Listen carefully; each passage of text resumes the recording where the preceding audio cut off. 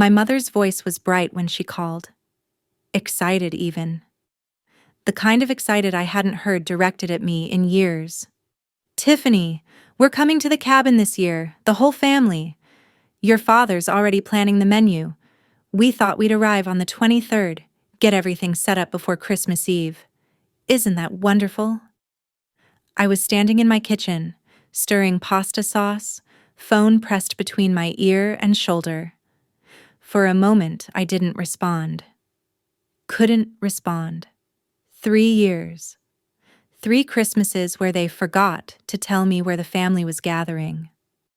3 years of finding out through my brother Kevin's Instagram that everyone was together, while I sat alone in my apartment pretending I didn't care. And now she was calling about the cabin. My cabin. "What cabin?" I asked. My voice was calm. Pleasant, even. "The family cabin, obviously," my mother said, laughing like I'd made a joke. "Grandpa's cabin. Don't be silly. We haven't been there in years, but your father thought it would be nice to—" "I sold it," I said. "Last month." Silence. The kind of silence that has weight. "What do you mean you sold it?" "I mean, I listed it in September, accepted an offer in October, closed in November. It's gone. New owners are probably hanging their stockings there right now." "You can't sell the cabin. It's the family cabin. It belongs to all of us." "Actually, Mom, it belonged to me. Just me. Grandpa put my name on the deed when I was 12. You never put your name on it because you never knew. None of you knew. And now it's sold." I hung up, turned off the burner, sat down at my kitchen table and watched my phone light up. Mom. Dad. Mom again. Kevin. Dad. Unknown number that was probably my aunt. By midnight, I had 87 missed calls. I didn't answer a single one. 3 years of forgotten Christmases didn't happen overnight. Nothing in my family ever happened overnight. It was always gradual, like water wearing down stone. So slow you don't notice until one day you realize half of who you used to be has eroded away. I was the middle child. Kevin was 3 years older. Golden boy, football star, business degree, married his college sweetheart, and produced 2 grandchildren before he was 30. My younger sister Madison was 5 years behind me, the baby, precious and protected and never expected to do anything except be adored. And then there was me, Tiffany, the one who existed in the space between their spotlights. I learned early that my role was to be capable, to need nothing, to handle things myself so my parents could focus on Kevin's games and Madison's drama and whatever crisis was happening that week. That didn't involve me. I got good grades because I was supposed to. I got into a good college because that was expected. I moved to Portland after graduation because a job was there. And nobody asked if I wanted to stay closer to home. They assumed I was fine. I was always fine. My grandfather was the only one who saw me differently. Grandpa Earl was my father's father, a quiet man who built furniture with his hands and didn't say much but noticed everything. He had this cabin in the mountains, 3 hours from the city, that he'd built himself in the 70s. Just him and some friends, hand-cutting logs, laying the foundation. It was small, maybe 800 square feet, but it was perfect. A stone fireplace, a porch that overlooked a valley, silence so deep you could hear your own heartbeat. I spent summers there as a kid, just me and Grandpa. Kevin was always at sports camps. Madison was too young and got carsick on mountain roads. But I would go for weeks at a time, helping Grandpa sand furniture, learning to identify birds, sitting on that porch watching the sunset paint the mountains gold. He taught me to be still, to listen, to find the quiet inside myself. Those summers were the only times I felt completely seen. When I was 12, something strange happened. Grandpa took me to town one day, said he had errands. We ended up at a lawyer's office. This old building with creaky stairs and a woman named Mrs. Patterson who smiled at me like I was important. Grandpa signed some papers, had me sign something too, told me it was just in case. I didn't understand. He patted my head and said, "Someday you will." I forgot about it. 12-year-olds don't think about legal documents. I just wanted to get back to the cabin and finish the birdhouse we were building. 2 years later, Grandpa had a stroke. Massive, sudden. He was in the hospital for 3 days before he died. I sat by his bed the last night, holding his hand, the only one still awake while my parents dozed in chairs. His eyes opened once, found mine in the dim light. He squeezed my hand, whispered something I had to lean close to hear. "The cabin knows." Then he was gone. I cried for weeks, months. The cabin sat empty. My parents talked about selling it but never did. Said the market wasn't right. Said they'd get around to it.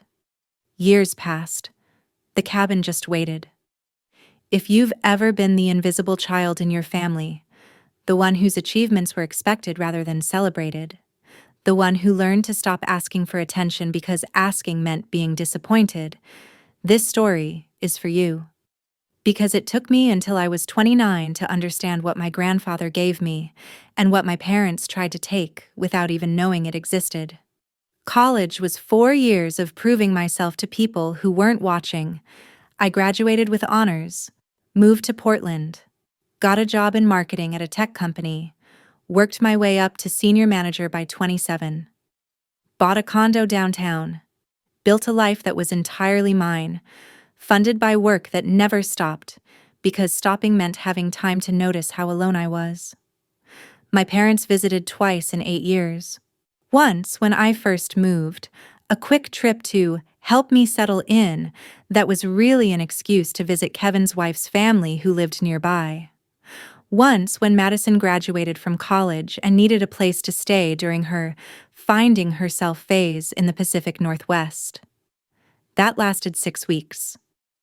Madison found herself in California instead and left without saying goodbye. I didn't hear from my parents for 3 months after that.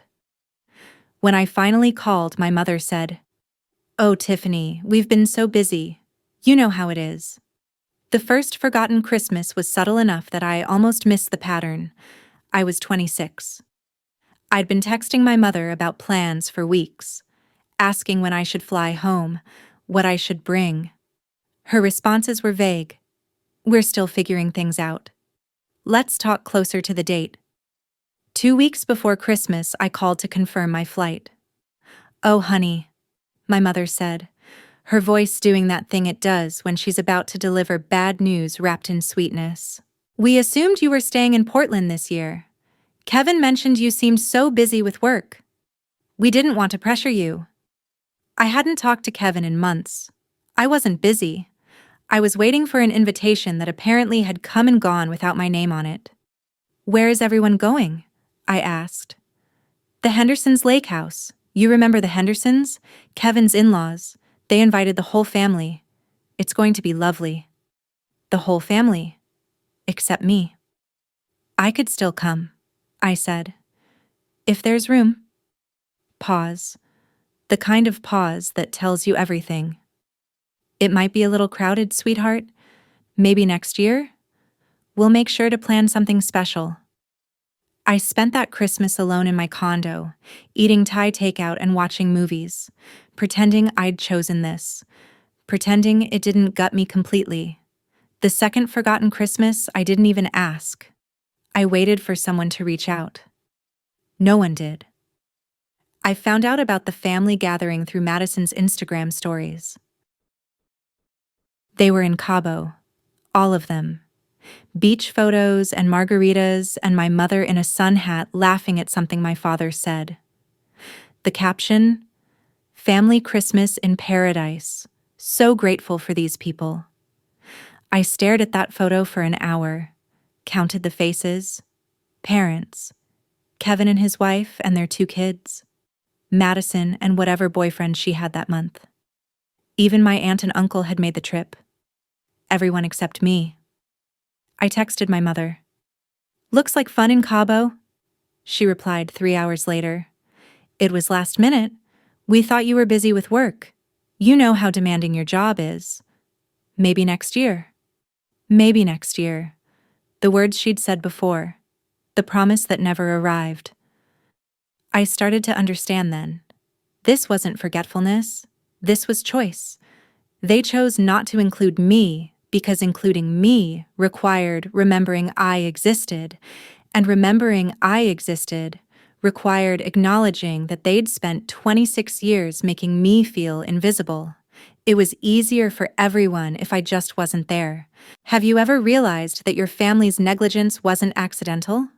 That the patterns you'd excused for years were actually architecture, carefully built to keep you on the outside? The third Christmas, I didn't wait for anything. I knew what would happen. And it did. Another Instagram story, this time from Kevin. Ski resort in Colorado, the whole family in matching pajamas by a fireplace that wasn't mine. My mother's face glowing in the photos, surrounded by grandchildren she adored, children she remembered to invite. I wasn't even surprised anymore, just tired. Tired of hoping. Tired of pretending. Tired of being the ghost in a family that had stopped seeing me so long ago they'd forgotten I was ever there. That was the Christmas I finally went to the cabin. I hadn't been there in 15 years, not since Grandpa died. But that December, something pulled me back. Maybe it was loneliness. Maybe it was the need to feel connected to someone who'd actually seen me, even if he was gone.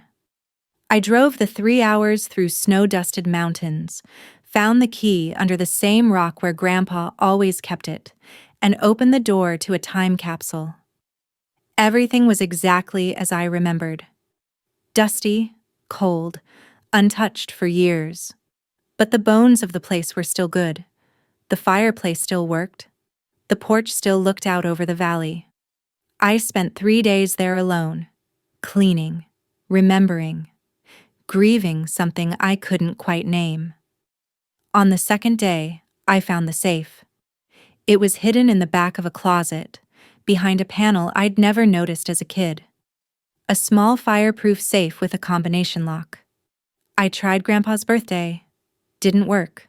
Tried my grandmother's. Nothing. Then, on a whim, I tried mine. The lock clicked open. Inside were 3 things. A letter addressed to me. A photograph of me and Grandpa on the cabin porch. Me maybe 6 years old. Both of us grinning. And a deed. The deed to the cabin, dated 15 years ago, with my name as sole owner. I read the letter through tears. "Tiffany, if you're reading this, it means you came back. The cabin knows who belongs to it. I put your name on the deed because you're the only one who ever loved this place the way I do. Your parents don't know.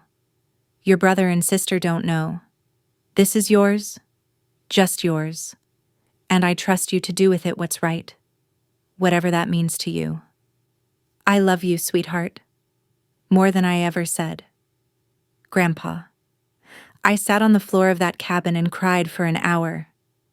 For the grandfather who saw me, for the family who didn't, for the 12-year-old girl who signed papers she didn't understand, and the 27-year-old woman who finally understood everything. The next year changed everything. I started visiting the cabin regularly, weekends when I could escape, holidays when I wasn't invited anywhere else. I repaired the roof myself, watching YouTube videos and making mistakes and learning. I refinished the floors. I replaced the windows. I made the cabin mine the way Grandpa had made it his, with my own hands and my own sweat and my own stubborn refusal to give up on something that mattered. I told no one. This was my secret, my sanctuary, the only place in the world where I felt completely at home. I met Sandra in April. She was a real estate agent who lived in the small town near the cabin, and I'd stopped at her office to ask about property tax records. She was in her 50s, silver-haired, sharp-eyed, the kind of woman who'd seen too much to be fooled by anything. We ended up talking for 2 hours. Then we had dinner. Then she became the closest thing I'd had to a friend in years. Sandra didn't have kids, had lost her husband young, had built her life alone, and understood the particular loneliness of being capable in a world that punished self-sufficiency by assuming you needed nothing. She saw me the way Grandpa had seen me. When I told her about my family, about the forgotten Christmases, about the cabin deed they didn't know existed, she was quiet for a long time. Then she said, "What do you want to do about it?" I didn't have an answer. Not yet. September came fast. I was 29 now. Another year of silence from my family. They'd stopped even pretending to include me in holiday plans. I was officially invisible, and something in me shifted. I was done waiting for them to see me, done hoping they'd change, done holding on to a cabin that represented a family I no longer had, even if I'd never really had them. I called Sandra. "I want to sell," I said. "Are you sure?" "I'm sure." She was quiet. Then, "I'll list it tomorrow." The cabin sold in 6 weeks. A young couple from Seattle. First-time buyers, people who saw what I saw in that place. They paid asking price. Cash. At the closing, I signed papers that felt like both an ending and a beginning. Sandra hugged me after. "Your grandpa would understand," she said. I nodded. I knew he would. The cabin was never about the building. It was about being seen. And I'd taken what he gave me, the gift of being visible to someone, and used it to finally see myself. November. The sale was complete. The money was in my account. I'd used some of it to pay off my condo, put the rest in investments. I was free in a way I'd never been before. Free of the cabin, free of the hope that my family would change, free of the weight I'd been carrying since I was 12 years old. And then, my mother called, excited, happy, finally ready to include me in something. The family wanted to go to the cabin for Christmas. After years of ignoring its existence, they'd suddenly remembered it was there. And they'd assumed, of course, that it would be waiting for them. That I would make it available because I always made things available. Because I was Tiffany, the capable one. The one who needed nothing and gave everything. "What cabin?" I asked. The silence after I told her I'd sold it was the most satisfying silence of my life. 87 missed calls by midnight. I turned off my phone at 11 and watched the notifications pile up on my laptop instead. Texts, voicemails, emails. My entire family, suddenly aware of my existence, suddenly desperate to reach me. Funny how that worked. I slept better that night than I had in years. The confrontation came 2 days later. My father drove 6 hours to show up at my condo unannounced. He looked older than I remembered. Tired. Angry in that controlled way he had, where his voice stayed calm, but his eyes burned. "You sold my father's cabin," he said when I opened the door. "Your grandfather built that cabin." "He built it," I agreed. "And he gave it to me. Not to you. Not to the family. To me. I have the deed. I have the letter. I have 15 years of your complete indifference to both the property and to me. That cabin was supposed to stay in the family. I am the family, Dad. Or at least I was. For 29 years, I was your daughter. But you forgot to invite me to Christmas 3 years in a row. You forgot I existed. And now you're surprised that I forgot to consult you about my own property?" He tried guilt, tried anger, tried the same manipulations that had worked my whole life, the subtle implications that I was being selfish, that I was overreacting, that I was hurting everyone with my stubbornness. But something had shifted in me. I wasn't the girl who sat by the phone waiting for an invitation anymore. I was the woman who'd found a deed in a safe and understood finally that some gifts are also permission. Permission to choose yourself. Permission to stop waiting for people who would never come. You had 3 years, I said. 3 Christmases. 3 chances to pick up the phone and say, Tiffany, we want you there. You didn't. You chose Cabo and Colorado and everywhere else without me. And I spent those Christmases alone, pretending I was fine, pretending it didn't matter, pretending I wasn't watching my family on Instagram living their lives without me. So yes, I sold the cabin. Because I don't owe you a gathering place for a family that forgot I was part of it. He left without another word. My mother called that night, crying. How could you do this to us? How could you forget me for 3 years? She didn't have an answer. There wasn't one. Kevin reached out a week later. His tone was different, softer. I didn't realize, he said. The Christmas thing, I thought you wanted space. I wanted to be invited, there's a difference. I know, I'm sorry. It was the first genuine apology I'd received from anyone in my family. I didn't know what to do with it. I appreciate that, I said finally. But it doesn't change what happened, and it doesn't make us close. Maybe someday. But not right now. The money from the cabin sale sits in an account I rarely touch. It's not about the money. It was never about the money. It was about what the cabin represented.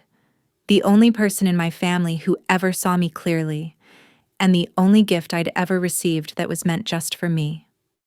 I don't regret selling it. The new owners sent me a photo last month. They've painted the porch railing, added a garden, made it theirs. That's what Grandpa would have wanted.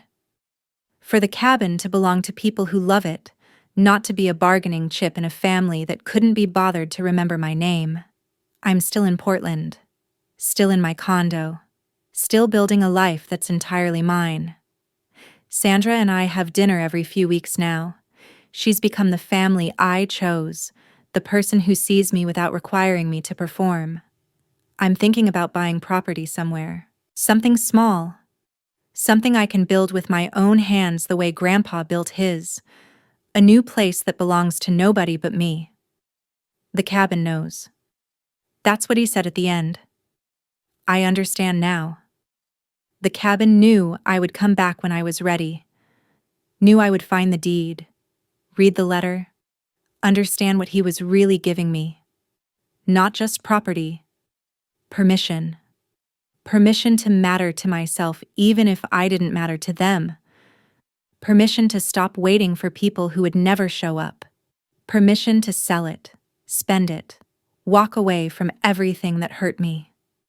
If you've ever been forgotten by the people who were supposed to remember you, if you've ever spent holidays alone while your family gathered without you, if you've ever found something that proved someone saw you even when everyone else looked past you, this story is for you. You're not vindictive for choosing yourself. You're not cruel for walking away from people who walked away first. Sometimes the most powerful thing you can do is answer the phone, say, "What cabin?" and let them feel, for once, what it's like to be on the outside. Tell me in the comments, has your family ever forgotten to include you? What did you do about it? I read every story. Subscribe for more stories about people who stopped waiting by the phone and started answering it on their own terms. Sometimes the best inheritance isn't the property. It's the permission to finally put yourself first.